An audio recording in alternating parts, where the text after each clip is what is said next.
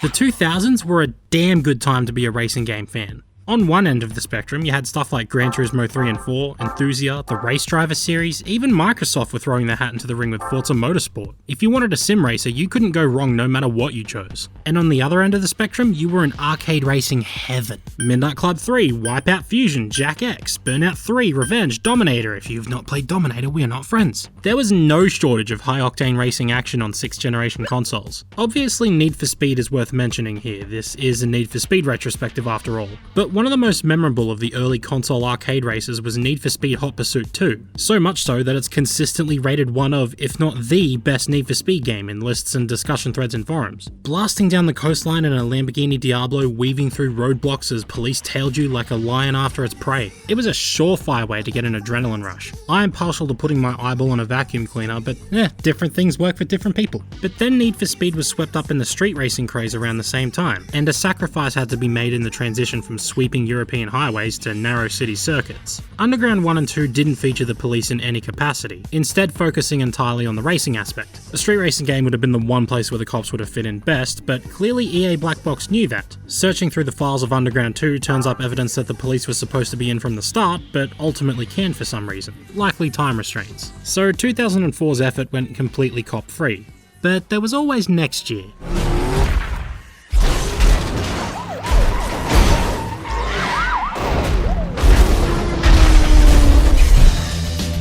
Need for Speed Most Wanted is widely considered to be the absolute peak of the series. 16 million sales don't lie after all. Well, sometimes they do. You can't honestly expect me to believe that something as utterly average as PlayerUnknown's Battlegrounds has sold over 70 million, but 16 million's nothing to scoff at. Those are the kind of numbers you'd expect from something like Mario or Call of Duty.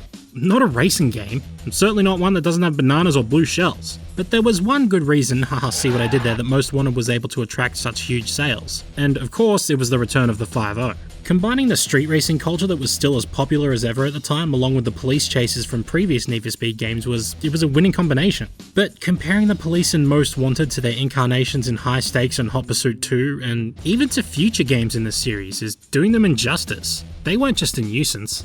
They were your biggest threat.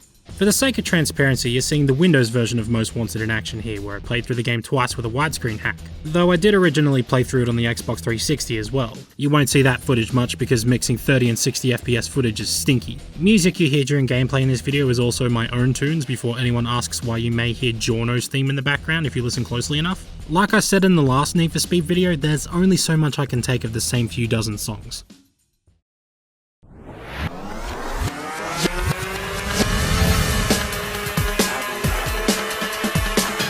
With the introduction of police came an opportunity to improve on the narrative. Where in Underground 2 it was simple and nondescript, Most Wanted has a surprisingly memorable story, which is a little bit of a blessing and a curse. The player character arrives in the city of Rockport in the now iconic blue and silver BMW M3 GTR to partake in some good old-fashioned street racing, only to find that racing in the daylight is completely different to what they're used to. If you want to make it big, you gotta challenge the Blacklist, a leaderboard of 15 of the city's most elite racers. And first up on that list is Razor, a cocky, misogynistic little shit who's sitting pretty at number 15. During the race against him, you discover someone's tampered with your ride. You lose and Razor takes your car, all before walking meme Sergeant Cross turns up and arrests you. Turns out they didn't have enough dirt on you though. So this rather suspicious lady, Mia, played by Josie Marin, hooks you up with a safe house and you're free to pursue number 1 on the Blacklist. Spoiler alert, it's Razor, and he's used your beamer to reach the top. Listen, just like Underground 1 and 2 before it, this story sucks. It's filled with ludicrous caricatures, and seeing live action actors prancing about on very obviously not real backgrounds is not good for the eyes. But it is hilarious! Razor's cocky demeanor borders on so cheesy I could buy him from Woolies, slice him up and stick him on a cracker for a light snack. Give me the police. We got a couple of guys about to street race down here at the shipyards. You better send the cops right away. Maybe an ambulance too. There's also Cross's nameless assistant who is just precious. Hey, where's your fancy ride? Oh, step on me, lady. And Cross himself? Well, like I said earlier, he's the definition of a walking meme. This bastard chews up the scenery whenever he appears, and honestly, we are blessed to be in the presence of such raw acting talent. I want every single unit after the guy. Everyone? Everyone! Story's also pretty hilarious in its predictability. You'll be hard-pressed not to assume that Mia isn't an undercover cop trying to take out the blacklist from the inside, and if you somehow don't come to that conclusion after a few hours, then are you even alive? Please, check your pulse, sir. I mean, she gets you out of jail, she doesn't get arrested when Cross turns up, she literally hands you the police database with information about all the blacklist races, for fuck's sake. This twist is more obvious than what shape a twisty is supposed to be. Unless they're zigzags. Bring back zigzags, you cowards. And then there's the phone calls you receive throughout the game. There are almost no cutscenes between the introduction of the game and its ending, so a lot of story beats happen in these calls, which is disappointing until you realize these phone calls can be summed up as something fishy is going on, these are my streets, dog, and don't underestimate your opponent just because she's a girl. Not to mention, it's a bit creepy how everyone seems to want to get a little too familiar with you. I'll hook up with you later. At least take me out to dinner first. Maybe I should call you sweetheart now, huh? Why is everyone attracted to me?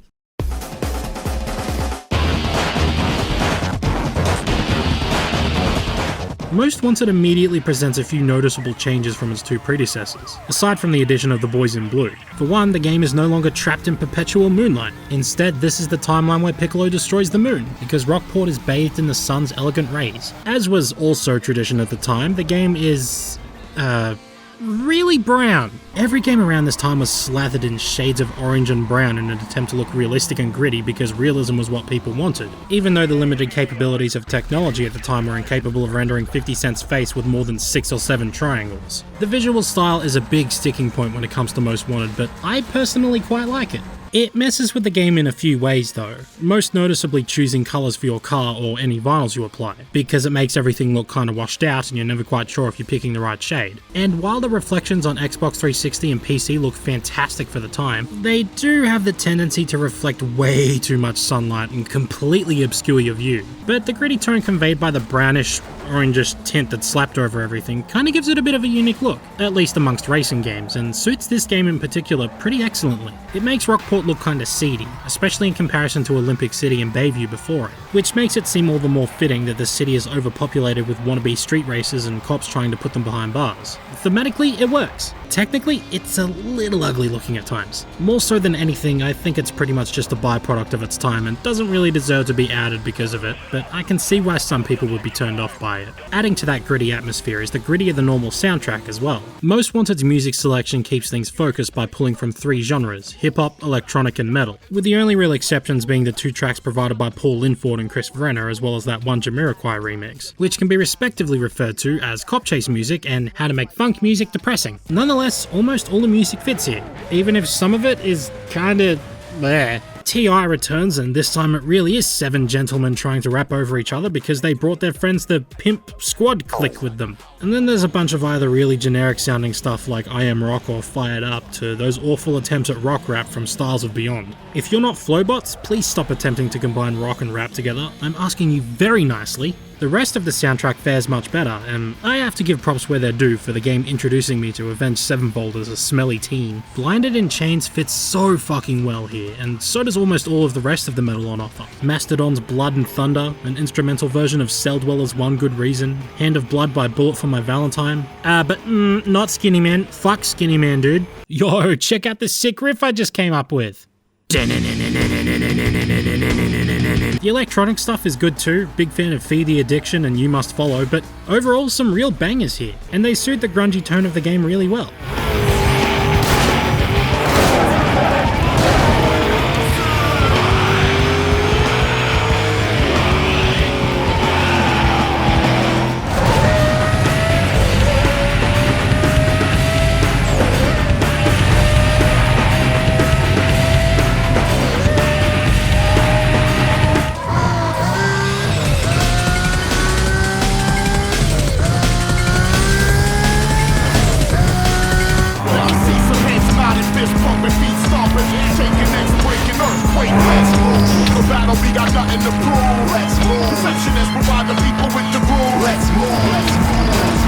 promise I'm almost done talking about the music. I can see you all rolling your eyes, but there's this one other thing I think is worth discussion. Most Wanted, and honestly a lot of games in this series, have this absurd issue with censorship, where they choose songs that have so many bleeped out lyrics that it's a wonder why those songs were chosen in the first place. I get why the instrumental version of One Good Reason by Cell Dweller was used, it's literally about suicide, but it gets more egregious the further you delve into the soundtrack. There's a song called Hand of Blood in the game, but when it comes time for the song to mention the bloodied hand in question, it cuts the whole verse out. And in Blinded in Chains, while I understand why they cut the part where they talk about crucifixion, it's still jarring when you hear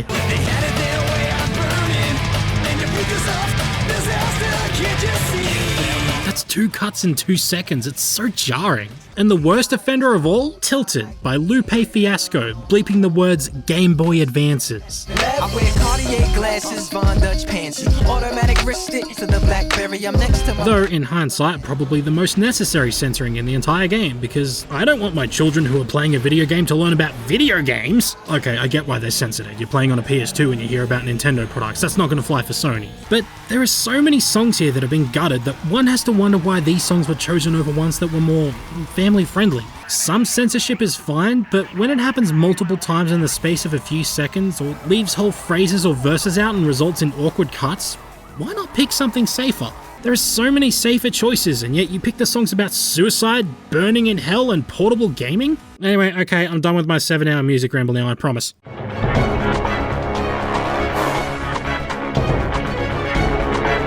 Another big difference when comparing Most Wanted to its predecessors comes in the form of the car roster. Unlike the Underground games, the Skyline isn't one of the final cars you unlock.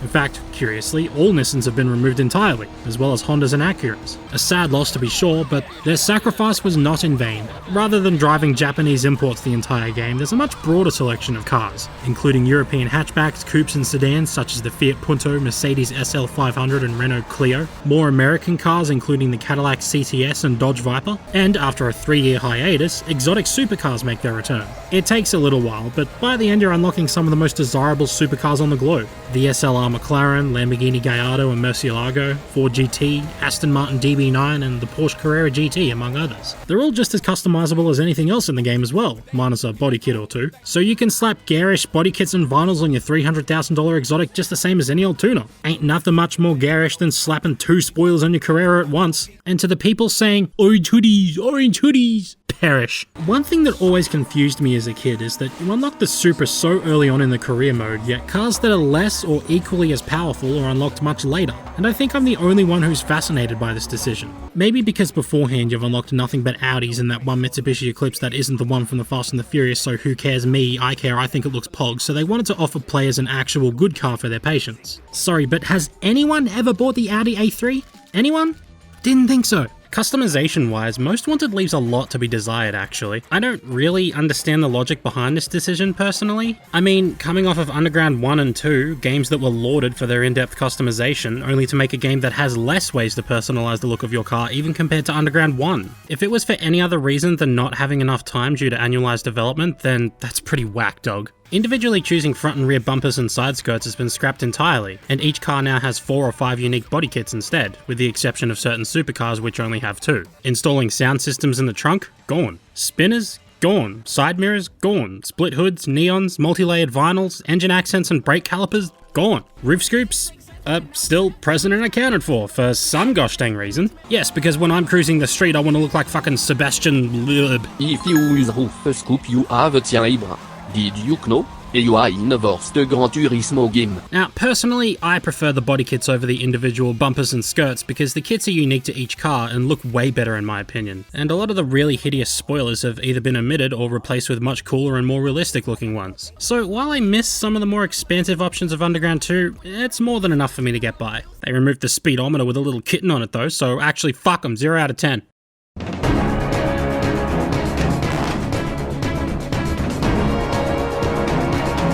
Structurally, Most Wanted is a little different from its predecessor, but still pretty familiar territory. Your goal is to move up the blacklist by challenging each member to a series of races and booting them out of their spot. But to do that, each blacklist member has a number of requirements to meet. These requirements are more or less split up into two sections, the first being winning a set number of races. So let's talk about the racing first, as it's admittedly the less interesting of the two halves. As per usual, a lot of the game is spent racing against 3 opponents in a number of familiar event types. The usual circuit and A to B sprint races are ever present, and the lap knockout mode, where whoever occupies last place at the end of the lap is eliminated from the race, makes a return from Underground 1. Drift mode is entirely absent. Kinda makes sense because races in Rockport aren't as concerned with looking stylish while driving, which also would partially explain the absence of the star rating as well alongside other things, but nonetheless it's sad to see drift mode left on the cutting room floor. It's fun noodling all over the road, you know? Drag mode makes a return though, and why? The idea of a drag strip has been thrown entirely out the window, and instead every single drag race takes place on some section of road that has multiple corners, making it extremely difficult to judge where the best time to switch lanes is. And that's disregarding the automatic lane switching at certain points as well.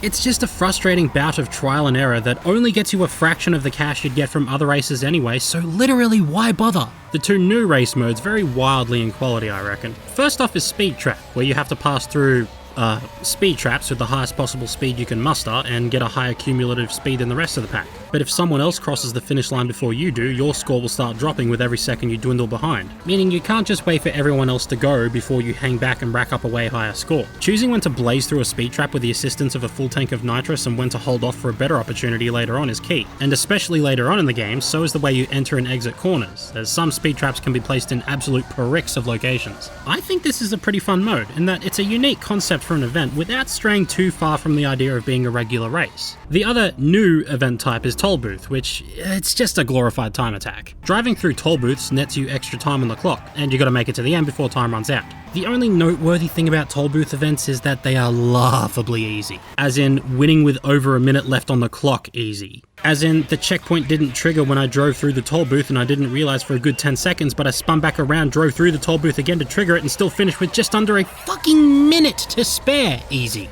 Your mum could probably win one of these by accidentally pressing the buttons on the controller as she snatches it out of your hand and puts it in her bedroom drawer because you're supposed to be grounded, mister. Now turn that Nintendo box off. It does at least fit thematically with the whole let's piss off the police lol vibe the game has been going for, what with speeding past speed cameras and plowing through toll booths and stuff, so points for that. But because the toll booths are in fixed positions on the map, you'll find yourself racing through the same few areas of the map in these events, especially early on, where the game's idea of variety is drive along the highway. Now do it in reverse, bitch! What makes going through these races a bit of a slog at times is that Most Wanted has some of the most notorious instances of rubber banding probably ever witnessed in video game history. Opponents can crash into something on the first lap, get stuck there for a solid 30 seconds, but by the end of the second lap, suddenly they're tickling your ass hairs. This is most obvious when facing off against members of the blacklist. Some of these guys and gals require insane levels of concentration to beat. I hope that fucker Ronnie has one too many crowbars one night and wraps himself around a telephone pole. Another small issue is how you go about earning money. All races at any individual rank will all be worth the same amount of money. Number 15's races will be worth $1,500 for example, number 14's will be worth $2,000 and so on and so forth. Which is fine in theory, but clearly whoever was responsible for designing the career mode was a closeted communist or something, because all races in any given tier are worth the same amount of prize money even if they're longer or take more effort to beat. Why would I do 3 laps of this circuit for $20,000 when I can do 2 laps instead for the exact same reward? There is no reason to ever do the longer races unless you're for some reason going for 100%, which only nets you a Corvette that's exclusive to quick race modes and can't be customized anyway. Okay, I know I'm being a tad bit negative here. Believe me I do genuinely enjoy racing in Most Wanted, but the racing is the weakest part of the game, no question. I mean, at least if we're only talking about actual gameplay and not things like Sergeant Ham and the plank of wood with boobies. If Most Wanted shipped with only the racing part of the career mode, I bet a lot less people would look back on it as fondly as they do, and all the arguments about whether it's better than, say, Underground 2 would pretty much all but disappear. But there's one saving grace. In fact, it's a saving grace so big that not only does it pull the game out of potential mediocrity, but elevates it to the point of being one of the best arcade races pretty much ever. Hope you brought the Barbie sauce, cause we be eating pulled pork tonight, boys! The racing in Most Wanted is good. It's enjoyable. I like it. I will never not like it. It's not perfect, but I like it. Police pursuits, on the other hand, again, not perfect, but when they work, they are some of the most enjoyable parts of any racing game, any game ever made, and I will fight anyone who disagrees. I'm fucking serious. I may be short and lightweight and kind of weak and you could probably pick me up and throw me out a window very easily, but I will fight you, bitch! When the police spot you, your goal isn't to just get away from them. It's to actively engage them, wrestle with them, bully them.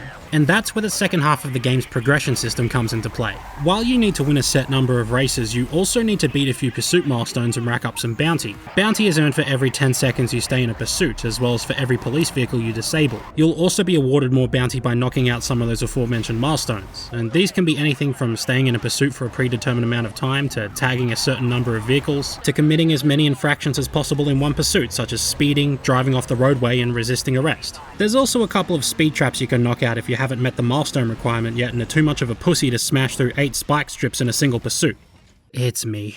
I'm pussy. The longer you stay in a pursuit, the higher your heat level rises, and the further you progress into the game and the more notorious you become, the more heat levels will become available as police use more excessive tactics to try and bring you down. Heat level 1 is literally just some standard civic cruisers trading paint with you. Heat level 2 is about the same, but you'll occasionally come across roadblocks and the cops will try to box you in if you slow down. Also, all the cops are now coded in Flex Seal. It's these two heat levels where the pursuits aren't exactly at their most interesting. It's ridiculously easy to shake these boys off your tail, so you're more often than not slowing down a bit to give them time to catch up, and it's not particularly exciting. Admittedly, you can encounter this problem even on the higher heat levels, but it's most prevalent of an issue here. Once you reach heat level 3, things really begin to ramp up. The cops start using Pontiac GTO state cruisers and will regularly perform pit maneuvers against you. SUVs also come out of nowhere and try to ram you head on, and roadblocks become more common. Police AI can still be a little inconsistent around this heat level though. One second they're struggling to keep up, the next minute they're like, Heat level 4 sees helicopters offering air support. Not only can you not shake them until they run out of fuel and have to back out of the chase, but they also swoop down and obscure your view a bit. But this heat level also introduces the dreaded spike strips. Roll over one of these and consider yourself busted, buster. The feds will get involved once you hit heat level 5, and they drive heavy Corvette cruisers. Plus the police helicopter will actually try and ram you off the road. And it's here where the chases are the most dangerous, but obviously the most exciting. You need to keep your wits about you the whole time. Your eyes have got to be glued to the map or paying as much attention as possible to radio chatter. And you have to make very liberal use of one of Most Wanted's new features, the ability to slow down time.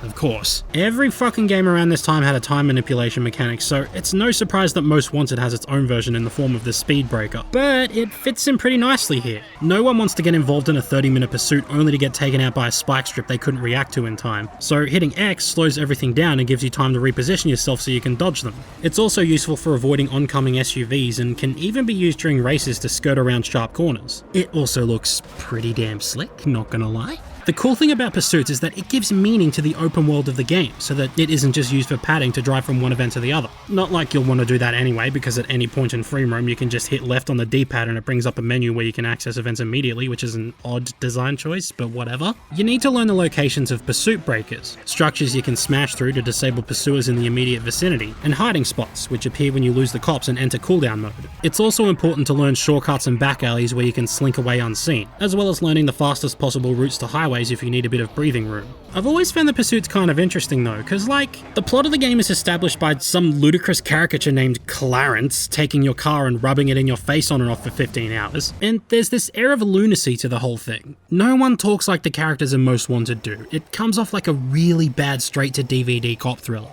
But then the cop chases are weirdly grounded in reality by comparison. I mean, when state cruisers aren't being propelled into the air because you hit them with enough force to worry a screen door and a light breeze, and we also kinda have to ignore how cops can lose sight of you when hiding behind a railing or a knee-high wall. But ignoring the big dummy physics and AI of late 2005, these pursuits feel kinda real. And the stakes are high enough that getting busted can be legitimately threatening. A chase can come to a close in an instant, and when that happens, the cops slap an impound marker on your car. Get busted too many times and they will lock up your ride. If you keep getting busted and all your cars get impounded, you can get a legitimate game over and have to start the game from scratch. Sure, you would probably either have to be actually trying or be a literal 3-year-old to get a game over, but even the threat of having a car that you spent hundreds of thousands of dollars on taken away from you can make pursuits legitimately tense. And what further heightens this intensity is Most Wanted's excellent use of sound.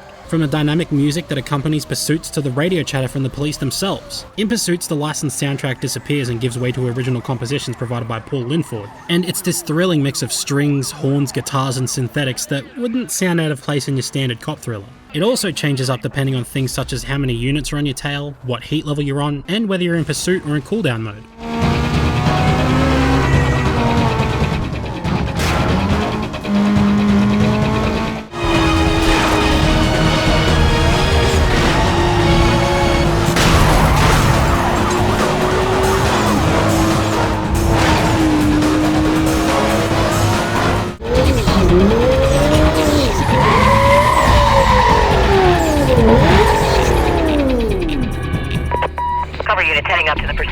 Be advised, this party was last seen heading east past Hickley Field. Won't lie, I did end up turning it off in favour of the licensed soundtrack eventually because, as good as it is, there's only an hour's worth of it, and those leitmotifs are forever burned into my brain. You know, stuff like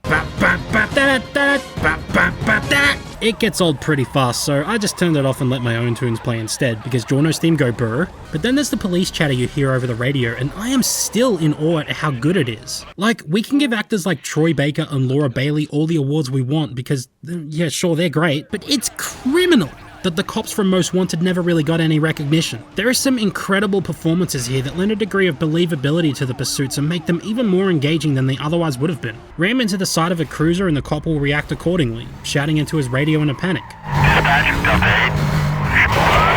Dispatch, just been rammed. Code 3 is not stopping. Pull away from them and listen as they vent their frustration about not being able to keep up to the other police on the pursuit call. Can't keep them inside, I might have lost them. Stand by. Even things as simple as dispatch announcing what road you're travelling down, or being able to tell patrol officers what car you're driving and what colour it is. Stuff like that is so simple and probably overlooked by a lot of players, but I don't know, man. It's just so cool to me. You're in the middle of a race and suddenly you hear, All call signs. We just received numerous complaints regarding Code 6 racers that were last seen heading southbound on State Street. Units in the area on non-priority calls, please clear and set up that way. Any more details there? Suspect in a white Mustang. and you're just like, oh shit, dude, I'm a white Mustang.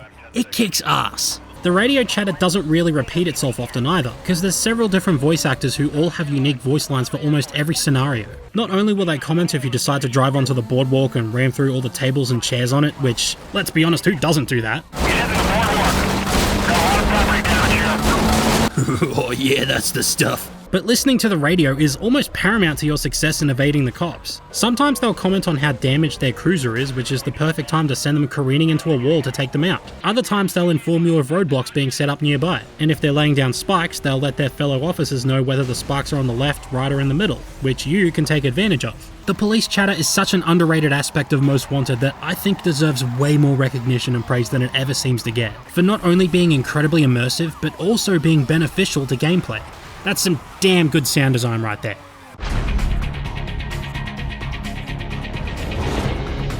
Pursuits are, of course, not perfect, not by a long stretch. For one thing, if you manage to lose all but 1 or 2 units, the cops will call for backup. On the higher heat levels, you've got 2 minutes or less to use that opportunity to escape, but if you want the pursuit to keep going, it's not hard to keep the cops engaged. On heat level 1, it takes 3 minutes for them to show up. Why? You end up just kind of driving around doing nothing while some idiot hopped up on donuts and a boner from having a gun and a badge noodles around behind you and does fuck all. The cops can also be ridiculously easy to cheese. Get yourself up on top of the bus station and they won't be able to reach you. Or drive past this gas station down in Camden Beach and for some reason they'll all drive in there, get stuck on a wall, or blow themselves up by driving into the gas pumps. You're gonna tell me that in the same game where you bleep all mentions of the word suicide in the soundtrack, you're okay with cops going out of their way to kill themselves? Okay. Cops do show up in races, which is neat, but they don't really engage with you. Especially if they catch sight of another racer first, where they'll ignore you even if you bump into them. Fixated on who they're chasing, like a 12-year-old pestering their parents to buy the battle pass on the first day of the next season. And even if they spot you first, they still give you too much room. And they don't really employ any of the tactics that make pursuits fun. It would have been neat to be able to smash through roadblocks during races, for example. It would have made the longer events a lot more interesting. And in the end, racing and pursuits feel like 2 totally separate things that could have been intertwined a little bit more. And while the radio chatter is excellent, Heat Level 5 throws so many roadblocks and spike strips at you that there's no room for them to call them out as they appear because of how much other stuff is happening. And many of my pursuits have come to an end because no one announced there was a spike strip coming up and I hadn't looked at the map for the past 8 seconds. Plus, and I can't believe I've gone this long without talking about it, there's also the problem with the game's physics. A point of contention for a lot of people and debatably one of the worst aspects of the game. Most Wanted is nowhere near as smooth and clean as Underground 2. Maintain speed and you'll be fine, the game feels fantastic when going over 300. But for some reason it all falls apart when you slam the brakes down or try to drive around at all in first gear.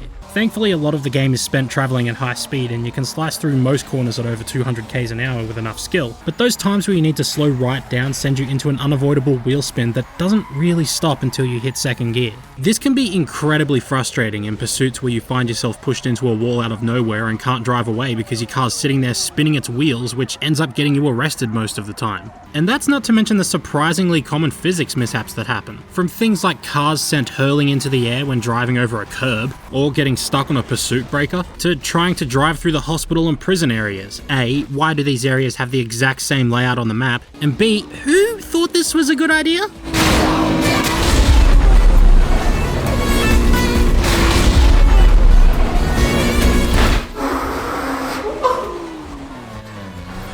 The physics can sometimes feel absolutely on point. Cars feel heavy, which I think was a very deliberate choice because it makes it all the more cathartic when you're torpedoing through roadblocks. But between the botched physics and surprising number of bugs, I think it's safe to say that Most Wanted sometimes displays the absolute worst of what Need for Speed has to offer, with a hell of a lot less polish on most fronts. So then, why is it so fondly remembered by so many people, myself included? I don't know, man, Stockholm Syndrome? Something about it just keeps pulling me back.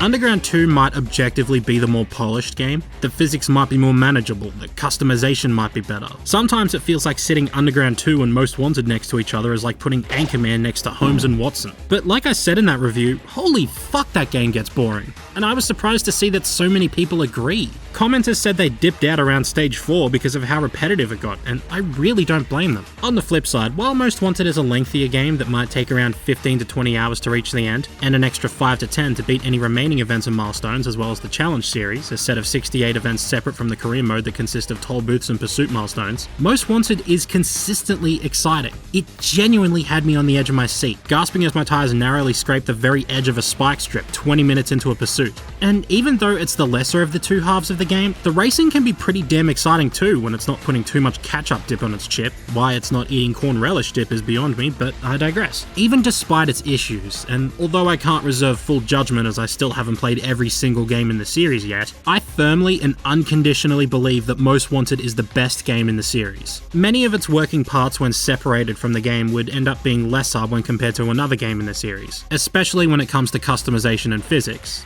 But when you mush it all together, it becomes something much greater than the sum of its parts. Be it the vanilla version or one of the many versions provided by the surprisingly large modding community, I will always find myself returning to Most Wanted in the future, where almost no other Need for Speed game has had that hold on me before. And even as new games in this series try to return to their street racing, cop chasing roots, I genuinely believe that whatever developer is brought on to make future games for the series will never be able to capture the essence of Need for Speed quite like Black Box did in 2005. In fact, not even Black Box themselves could do it the following year. And don't even get me started on the reboot. And now I am depressed.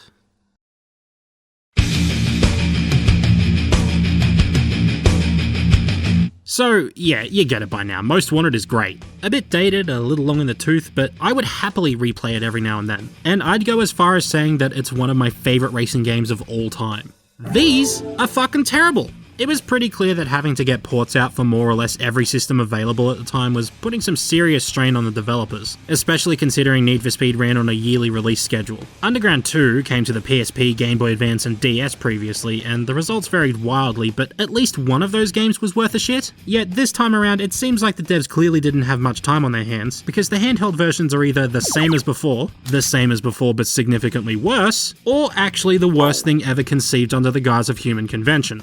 Let's start with Most Wanted 510. Spoiler alert, one of the most disappointing racing games I've ever played. I wasn't expecting 510 to perfectly mimic what made its console brethren so amazing, but I was at least expecting something comparable to Underground rivals. And at its core, it is. 510 feels like they took all the code from Underground Rivals, dumped it into a different UMD, and gave it a fresh lick of paint. If you expected much more, I don't know what to tell you. If you expected less, however, you pessimistic little bitch, I hope you're happy because that's exactly what we got. In almost every single way imaginable, Most Wanted 510 is a worse game than the one that came out prior. Structurally, it's more generic this time around. Go on his Rivals' pick an event type and blast through approach, instead mimicking the progression of the console versions. Each Blacklist member has a reputation requirement to meet before you can race them and move on to the next. But it's completely arbitrary. Whatever the rep requirement is, you can only reach that threshold by beating all the currently available races, so it's a glorified way of saying win everything first, asshole. The way cash is given to you is also pretty lame. At one point I was presented with a 3-race tournament that took between 15 and 20 minutes to beat and was awarded $3,000 in cash. One of the following races gave me $4,000 or $5,000 and was barely a minute long.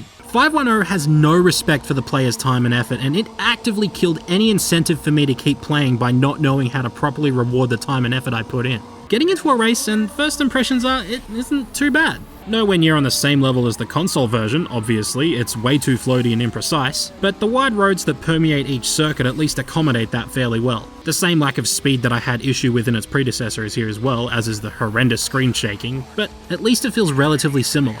Then the screen starts flashing red. The whole screen. Pass by a car, maintain high speed, boom, red screen.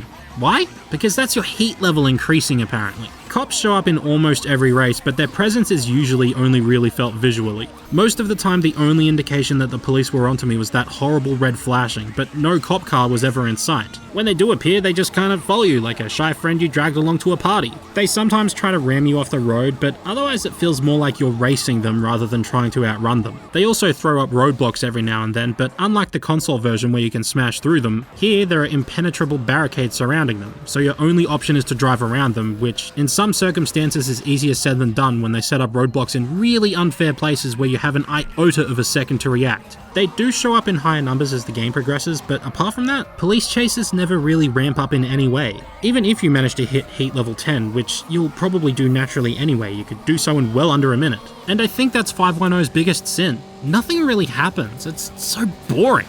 Like, it's functional, and if I really wanted to, I could sit down and smash this game out no problem, but why the fuck would I want to?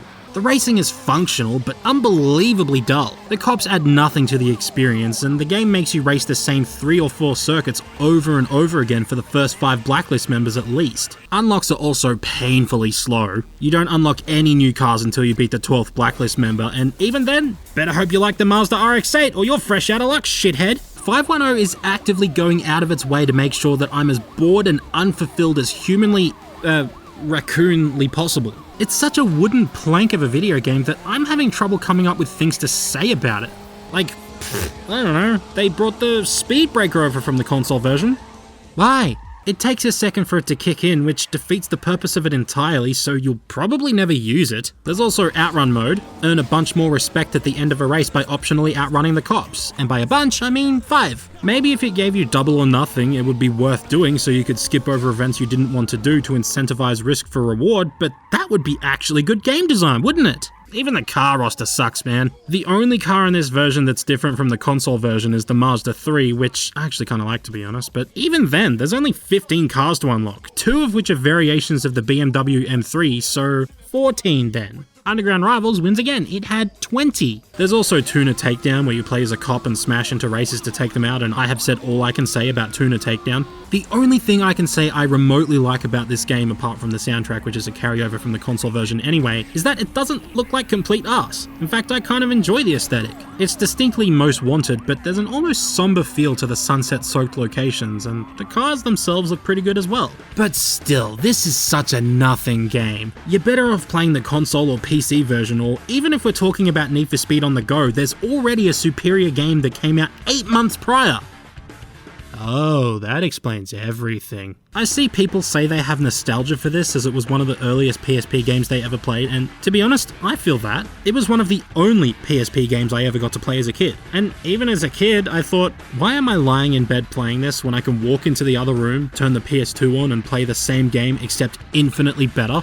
Speaking of better, I do not lie when I say I had more fun with the Game Boy Advance version of Most Wanted, and I honestly cannot begin to explain why. I don't need to delve too far into the inner workings of this version because, again, this is by and large a very similar game to last year's effort. It's the same muddy attempt at a 3D racer with visuals that make it hard to distinguish what's a corner and what's oncoming traffic. The driving physics are mostly the same, though I'd say once again they're a little bit more loose, and taking sharp corners full throttle is easier than ever. The progression model mimics that of Most Wanted 510 rather than Underground Rivals though, so it's just beat a few races, challenge a blacklist member, rinse and repeat rather than choosing which event type you want to focus on, which, yeah, that's fine I guess. Customization has been gimped though, so no more selecting individual spoilers and kits, you've just gotta settle for one of the 3 the game ever so graciously puts together for you. Honestly, it's hard to tell the difference between most of them anyway, so this might have been a courtesy more than anything. Weird thing though, whereas in the previous GBA games I played a few races and then promptly gave up like the coward I am, I actually played this one a fair way through.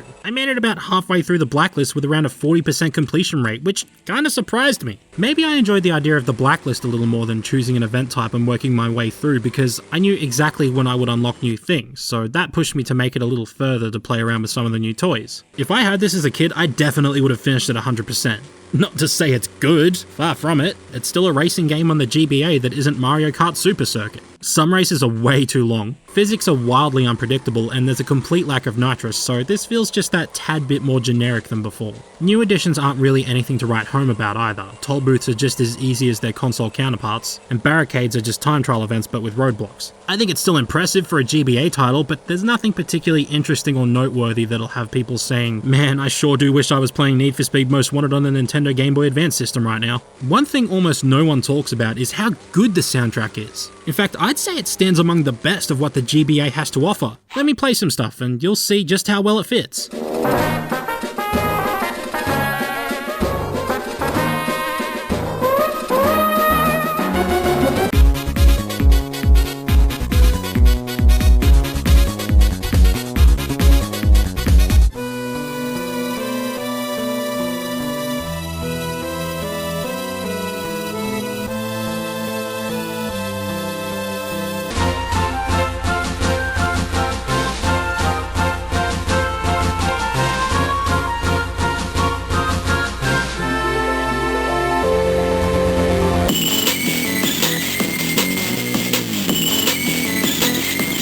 Make it stop! Why? Why would you do this? Did you not learn your lesson from Underground? Understand your limitations. Go for a MIDI soundtrack like almost every other game on the system was doing. Cramming actual songs onto a GBA cart sounds like utter fucking shit, but at least in Underground it had the benefit of being recognizable licensed music. Here it's just some generic beat with some sort of wind instrument? Whistling? Genuinely, what the fuck is that? Genuinely, what the fuck is that? Oh well, maybe we'll have more luck with the DS version.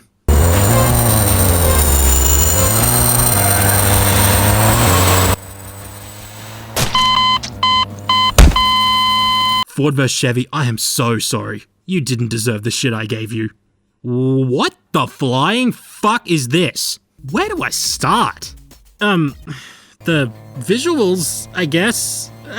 Yeah, that's supposed to be a Chevrolet Cobalt you're looking at. Bit of a round fella in real life, looks absolutely nothing like the atrocity that I'm staring at here. The game also stutters whenever the touchscreen changes between the map and the leaderboard screens, which is every time you overtake someone or they overtake you. And to its credit, that brief window of time gives you a small amount of reprieve to contemplate why the fuck you're sitting here playing this. The music, well, okay, the music is largely the same as it is in the GBA version, but not quite as compressed, but that doesn't change the fact that it's still awful. In fact, it gets even worse here when you pair the music up with the awful engine sounds and whatever ambience happens to also be playing.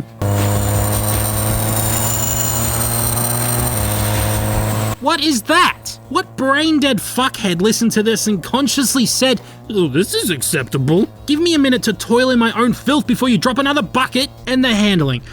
Oh my god. Other games be like, press and hold left or right to steer your car. Most Wanted on the DS be like, briefly tap left or right to enter an intimate relationship with the wall, and tap the opposite direction to start an affair with the other wall. It is literally uncontrollable, and I only slightly exaggerate when I use the word literally. Trying to turn slight increments to weave around traffic or slip through a shortcut is like trying to reach the last Pringle in the can without tipping it over. Couple that with the most egregious use of catch-up I've ever seen in a racing game, and you've got something that is so consistently unplayable unplayable that I can't even fathom how children who got this as a birthday or Christmas present could possibly sit down and finish it. I would have gone to child services and had them take me away from my own parents if they did that to me. I mean, they did get me Shrek wreaking havoc, so in hindsight I probably should have. To its credit, Most Wanted DS has a few things going for it, like maybe 2 or 3 things. You can draw a decal using the touchscreen, which I'm assuming was only implemented because it's the DS version and it had to have some touchscreen functionality, but the canvas is like 3 pixels wide and the color choices are limited, so now Remy with leprosy exists. Also, the environments and track design are decent enough, but it really doesn't have that Most Wanted flair,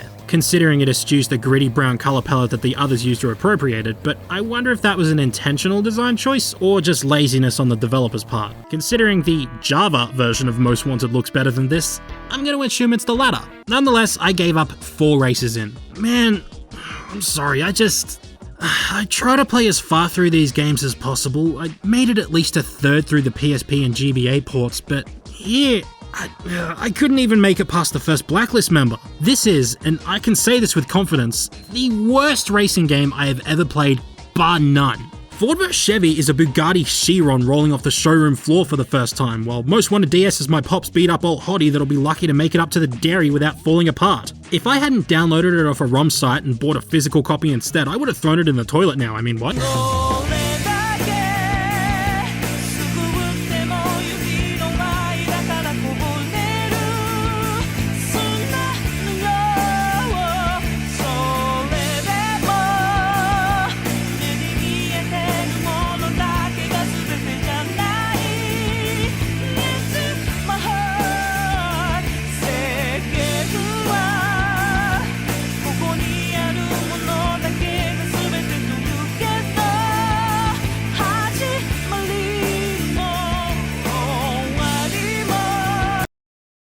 Oh no, not RemyRaccoon doing a half-assed apology at the end of a video for a fucking 4 bajillion month wait for another video.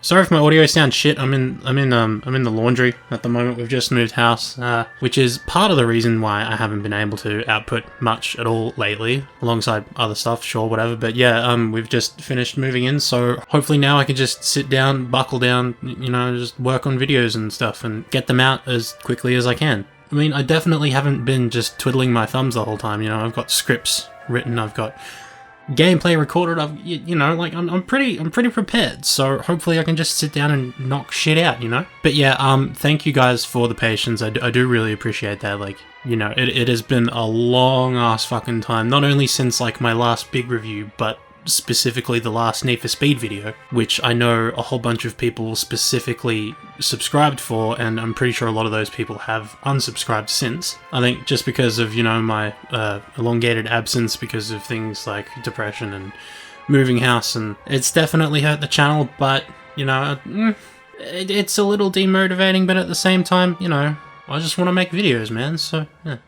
I do have a bunch of stuff planned. I don't really want to discuss it here just in case I don't actually end up doing it, but I might actually do a little thing over on Patreon. It might actually be tacked onto the front of this video, actually. You know, just talking about personal stuff, what might be coming up, that sort of thing. It's probably not worth donating for, but it's just, you know, it's a little extra, I guess. Anyway, where's my iPad? I've got to read out Patreon people. Wait, what the fuck? Where did I put it?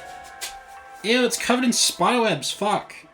Ew, gross. So, I hope I'm not peeking the mic here, but a very big thank you to Sofox, Kay, Damien Maxted, Aetheric Ruby, Alice Whitaker Bartlett, Foxifier, Heat Hoot Skyet, Jayet, Johannes Anderson, Julian Brown, Jazzy Become Android, Kurita the Kitsune, Leo Alex50, Nathaniel Forrest, Pear Basket, Jackie Pendragon, Parvis99, Dakota Lewis, Lazaro Dave, Nick Millick, Ratchet Mania, Run Fast S. Smith, Sheepy, The Dervinator, Travis Miranda, and Philip Elk. And a big thank you to the rest of my patrons as well, and just to everyone who watches, you know? Everyone who's stuck around during my absence and is willing to wait for me to put out more mediocre content. If you want to keep up to date, you know, follow me on Twitter at RemyRaccoonYT. You can join our Discord server, the Rack Shack, pending name. That'll have a link in the description. If you want to send in fan art, you can send it to theremyraccoon@gmail.com. And I think that's it. Come here and let me give you a little goodbye smooch.